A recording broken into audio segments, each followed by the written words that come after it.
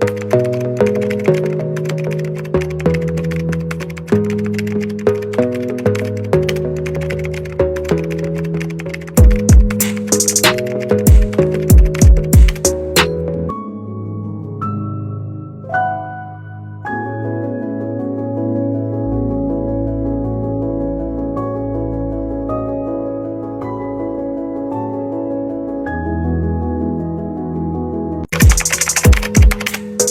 Sobat Semasta, kembali lagi bersama saya Cokarisya Ratnasari dari tim Jurnalis Semasta. Nah, seperti yang kalian ketahui bahwa 2 Oktober adalah hari memperingati Batik Nasional.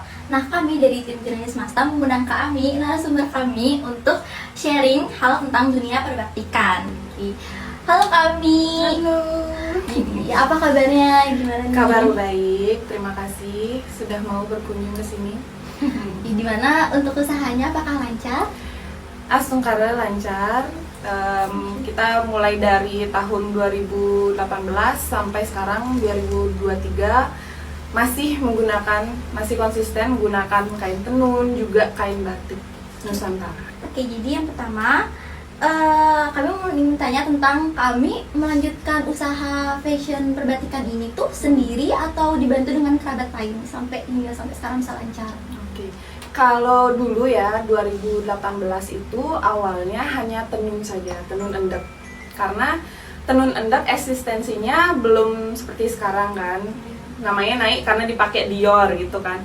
Kalau dulu itu masih dipakai baju aja, formal aja. Nah, kita memulainya dari aksesoris, belum ke fashion gitu.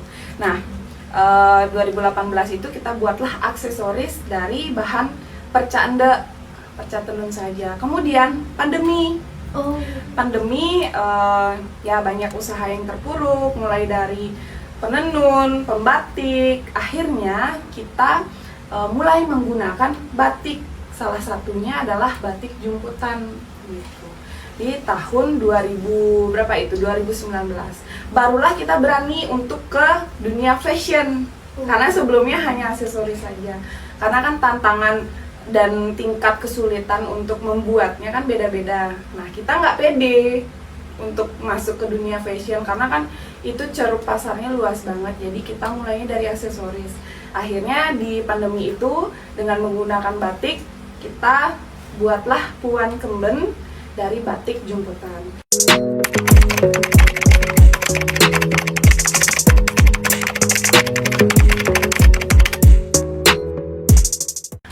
Aku mulainya sendiri waktu itu kuliah, kemudian kerjasama dengan penjahit, ibu-ibu penjahit itu ada yang korban HIV/AIDS, ODA, keterbelakangan mental, yang memang kita ajak menjahit, makanya jahitnya kan aksesoris aja gitu. Kalau yang sekarang fashion sudah mulai ngajak memberdayakan ibu-ibu di desa Kuum, di Kuum Tegalingah tepatnya, di Marge, Tabanan. Jadi kita berdayakan ibu-ibu rumah tangga yang punya hobi menjahit, yang membantu perekonomian keluarganya gitu. Jadi untuk penjahit kita ajak ibu-ibu rumah tangga di Kuum Tegalingah. Kemudian untuk di tim sendiri ada aku, ada adikku juga gitu. Berarti sampai sekarang tuh masih menyangkut kekuatan dengan ibu-ibu yang itu? Iya, tetap, karena kita lebih lebih ke woman empowerment dari awal. Makanya Medusa. Kalian tahu nggak artinya Medusa? Oh iya, tahu.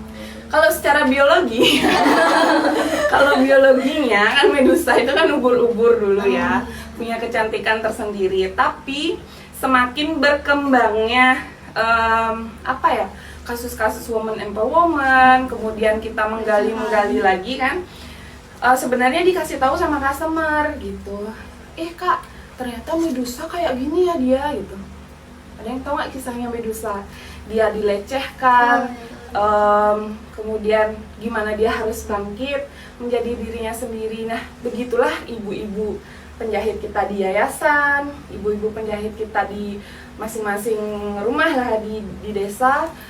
Mereka bangkit dengan potensinya sendiri gitu. Mereka bisa membuat sesuatu yang berguna untuk orang lain gitu. Keren banget sih, ini harus dicontoh. filosofinya.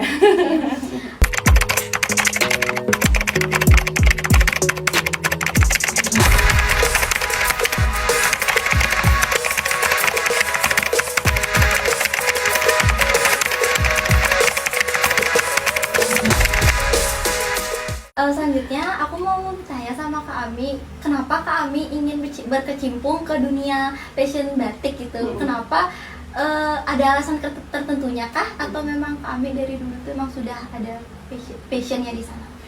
Kebetulan aku lahirnya di Hari Batik Nasional. Gitu. Jadi selain memang dianugerahkan hari lahir yang sama dengan batik, memang dari kecil kayak bapak gitu suka memberikan hadiah yang berbau batik gitu, kayak baju dan lain sebagainya.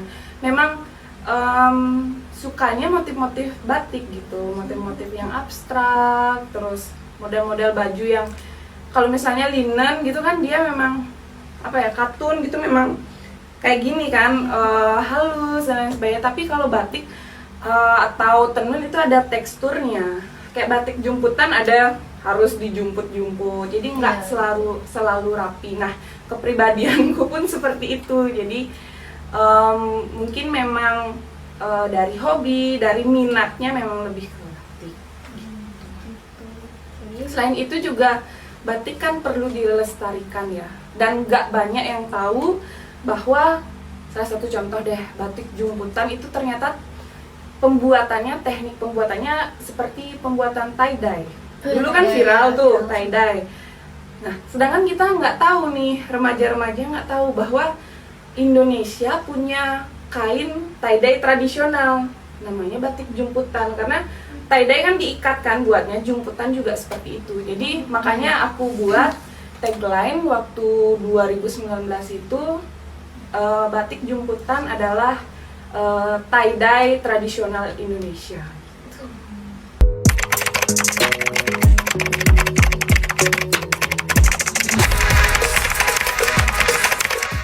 Oke, selanjutnya mulai dari kapan kami masuk ke dunia fashion batik ini?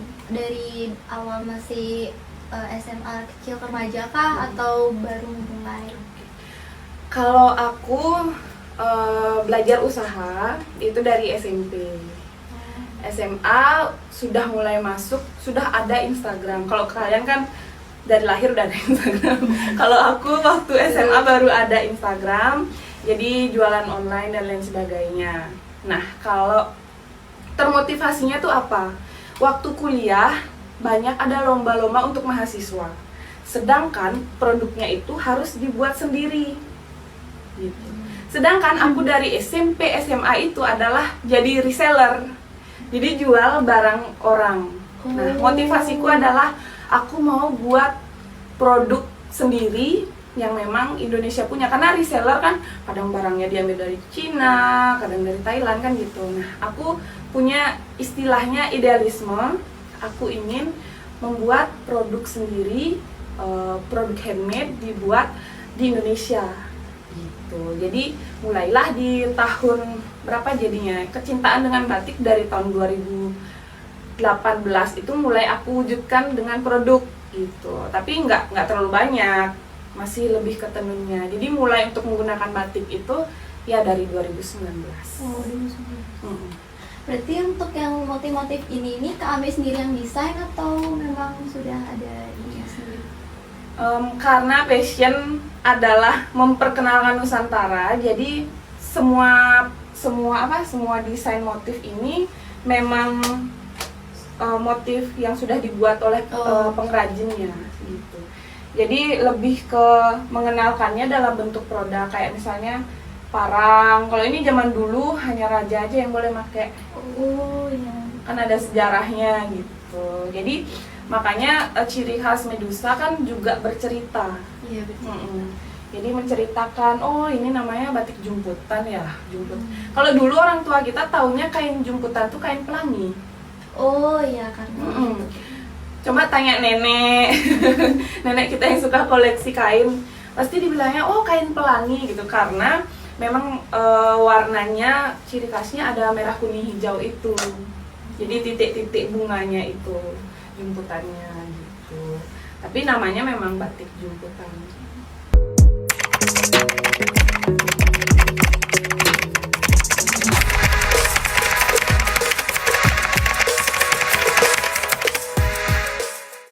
Kalau boleh tahu, kami ini produksinya tuh di mana? Ada pabriknya sendiri atau biasanya ada seller-sellernya yang membantu untuk bikin? Untuk ini ya kainnya ya? Iya, kainnya. Kalau kainnya emang ngambil dari pengrajinnya langsung, dari Solo. Oh, langsung dari Solo. Kalau tenun baru yang Bali. Oh, Gitu. Iya. Karena masing-masing daerah punya taksunya masing-masing. Kayak misalnya Malang, taksunya buat sandal, buat sepatu. Kita kan unik ya. Terus Pekalongan, batik cap. Ini Pekalongan nih. Jadi cara pembuatannya dicap dengan lilin. Kayak yang aku pakai masih ada sisa-sisa lilinnya. Gitu. Kalau jumputan memang teknik pembuatannya dengan dijumput. Gitu.